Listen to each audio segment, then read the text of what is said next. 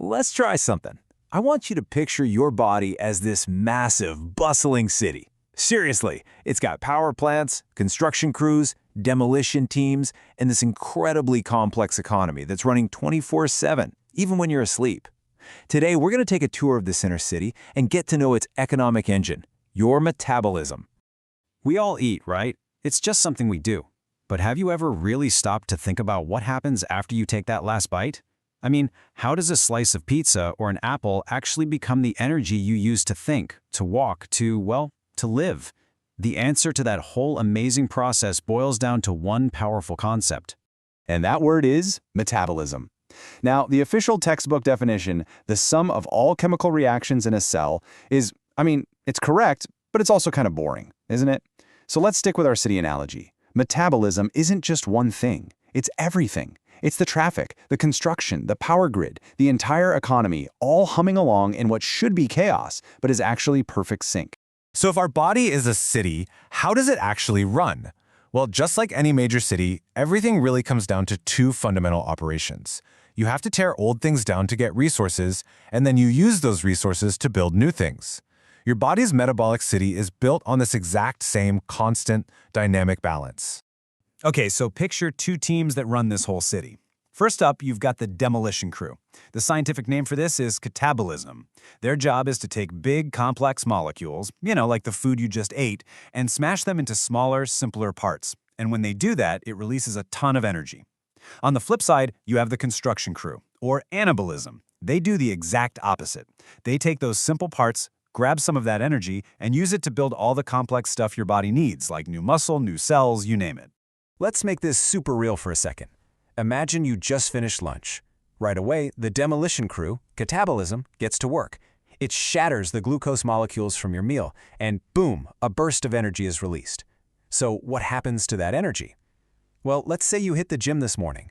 The construction crew, anabolism, swoops in, grabs that energy, and uses it to forge new proteins to repair and build up your muscles. See? Demolition literally funds construction. It's this perfect, never-ending cycle. We keep saying energy, but in this city, energy isn't some vague, abstract idea. It's a physical thing. It's a currency. Think of it like cash that pays for every single job that gets done, from a neuron firing in your brain to the beat of your heart. And this universal currency has a name: ATP. This quote really hits the nail on the head. The ATP cycle isn't just an option for energy. It is the fundamental way our city does business. Forget debit cards or crypto. Every single process, no matter how big or small, is paid for with ATP. It is the absolute non-negotiable energy cash of all life. So let's follow the money, shall we? Imagine a high-energy ATP molecule, all charged up. A job needs doing. Let's say you contract a muscle. Instantly, that ATP molecule shows up, spends its energy to pay for that contraction, and now it's a spent, low-energy ADP molecule. It's like a drained battery. But does the city toss it? No way. The demolition crew breaks down more fuel from your food, and the energy from that is used to slap a new phosphate group right back onto the ADP, recharging it into a high-energy ATP again. Just like that, it's back in circulation, ready for the next job. It is the ultimate renewable resource. Okay, so we've got demolition, we've got construction, and we've got this incredible renewable currency. But hold on. With literally trillions of these transactions happening every single second, how does the city avoid just collapsing into total chaos? How does it know when to build and when to break down? Well, that all comes down to some brilliant city planning. The city's communication network is genius, and it works on two main levels. You've got your local signals. Think of a foreman on a single factory floor. He's managing his own assembly line. If the supply of raw materials runs out, he stops production. Simple. If the warehouse is completely full of finished products, he tells the workers to take a break. It's direct, immediate feedback right inside the cell. But then you've got City Hall. It sends out citywide memos. These are your hormones, like insulin. These signals tell all the factories to change what they're doing at the same time, coordinating the entire city's economy based on the bigger picture. It's an absolutely incredible communication system. All right, we have covered a lot of ground on our tour. So let's just zoom out for a second and take a look at the master blueprint of this incredible city. What are the absolutely crucial points you should walk away with?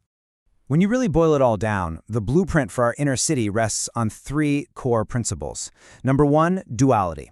It's a constant, perfect balance between demolition for energy and construction for growth. Number 2, currency.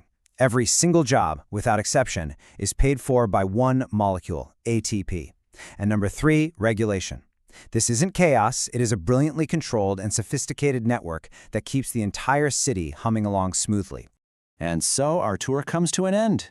You know, when you start to see your body not just as flesh and bone, but as this dynamic, living city, it kind of changes how you think about everything.